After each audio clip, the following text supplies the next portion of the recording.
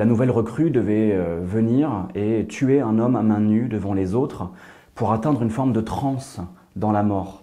C'est-à-dire que les autres le poussaient à tuer, à frapper, et en tuant le prisonnier, il faisait partie du groupe et par le meurtre, par l'effacement d'un autre individu, il devenait quelqu'un. Je m'appelle Arthur Saradin, je suis journaliste. J'ai écrit un livre qui s'appelle Le nom des ombres, sortir de l'enfer concentrationnaire syrien.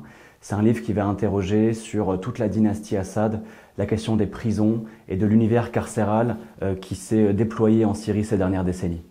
Pourquoi est-ce que la parole de celles et ceux qui sortaient en fait de ces prisons sous Bachar el-Assad était difficile à recueillir pour toi?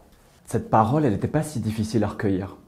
Moi, je pensais en arrivant en Syrie que les gens allaient se murer dans le silence.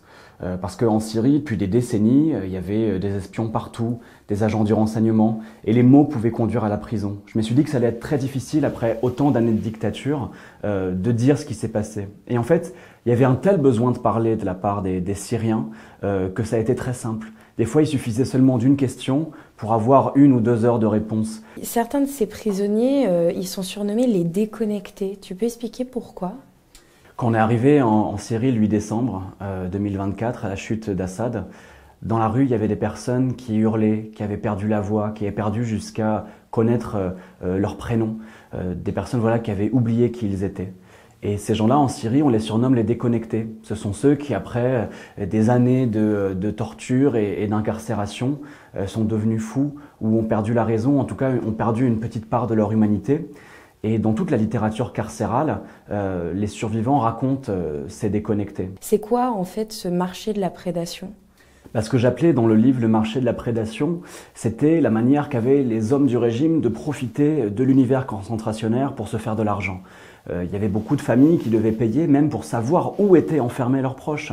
Certains qui payaient pour qu'ils aient un peu plus de nourriture, d'autres qui profitaient de la détresse des familles qui avaient des proches disparus pour leur soutirer de l'argent en leur promettant que leurs enfants, leurs frères, leurs sœurs allaient sortir. C'était souvent faux. Et en fait, autour de la prison, autour des corps, il y avait un véritable marché. Moi, j'appelle ça une nécroéconomie, une économie de la mort, parce que dans toutes les branches des prisons syriennes, on a pu voir se développer pendant la dictature. Est-ce que tu aurais une anecdote qui montre à quel point ils se sentent seuls dans cet univers carcéral ? Moi, je me souviens, à un moment, je rentre dans une prison et à cette époque-là, je cherchais beaucoup des documents du régime.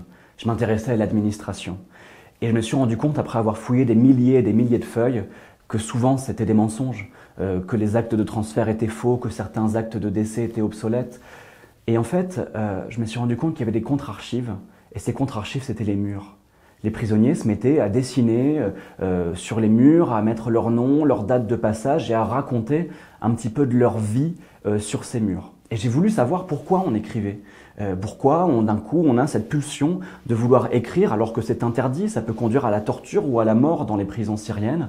Et j'ai pu parler à des poètes qui ont écrit des vers sur les murs. Et c'est peut-être parmi les témoignages qui m'ont le plus marqué parce que justement pour tromper le silence, pour tromper la folie, ils se mettaient à dessiner ce qui leur passait par la tête, des chansons pour pas les oublier, des fruits pour avoir l'impression de les manger.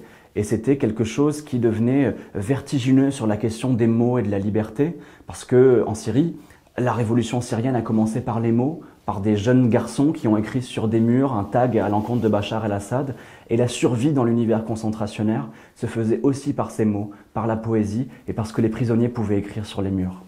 Dans la prison de Sebnaya, qui est surnommée l'abattoir, tu parles aussi de la question du baptême des gardiens.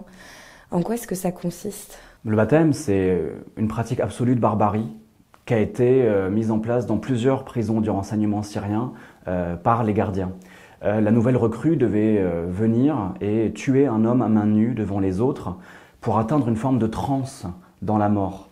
C'est-à-dire que les autres le poussaient à tuer, à frapper, et en tuant le prisonnier, il faisait partie du groupe et par le meurtre, par l'effacement d'un autre individu, il devenait quelqu'un pour cette bulle disons, de bourreau de la dictature. Après tant de souffrances en Syrie, est-ce que tu penses qu'une justice transitionnelle est possible aujourd'hui ? En tout cas, la question de la justice, moi j'essaie de l'explorer dans le livre.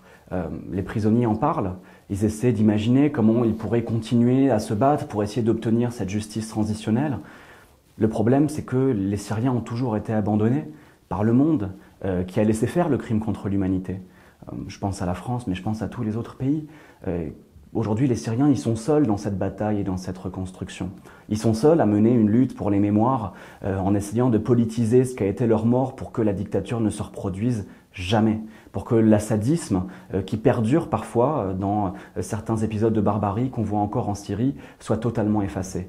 Les Syriens, ils savent qu'ils se sont débarrassés du dictateur, mais qu'ils ne se sont pas peut-être encore débarrassés de l'assadisme, que ça reste une lutte. Et moi, j'ai un espoir justement dans ceux qui mènent, en tout cas qui suivent ce chemin de la justice transitionnelle, parce que c'est le seul, et j'essaie de le décrire dans le livre, qui permettra de se débarrasser de ces années d'horreur.